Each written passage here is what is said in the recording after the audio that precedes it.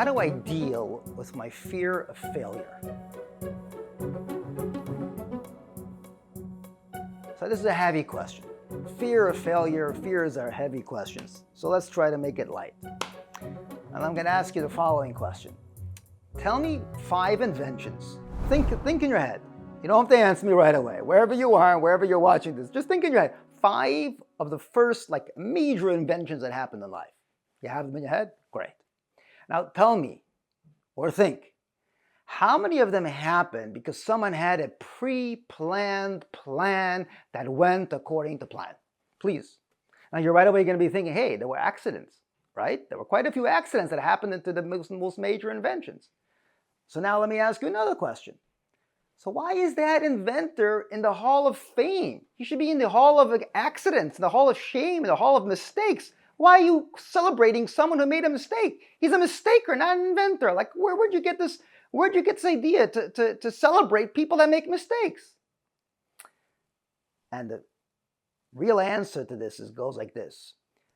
Ordinary people have plans. Everybody has plans. Great people plan, but they learn from the outcome and don't dictate the outcome. We all have plans. It's important to have plans, but there is no such thing as failure. Learning from whatever happens brings you to exceptional outcomes. Maybe it didn't have to happen the way you wanted because it could happen actually better than you thought in a different way. So that's not called failure, that's called amazing. That's called invention. Learn from what happens and stop being obsessed from what you wanted to happen. That leads you to exceptional outcomes. And that stops you from being afraid. What are you afraid of? You're afraid from learning from the outcome? Roll up your sleeves. Don't be afraid. Plan. Shoot.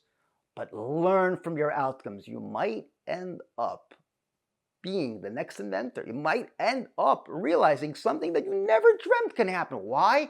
Because you were smart enough not to be obsessed with your plan, but to learn from the outcome. In Hebrew, it's called Hashgacha Pratis. In Hebrew, it's called the Eibishter is the Balabais of the Welt. The Eibishter is the Balabas. In English, it's called learn from your mistakes. It boils down to the same thing. I am not the one that makes it happen. Learn, learn, learn. There's no reason to be afraid.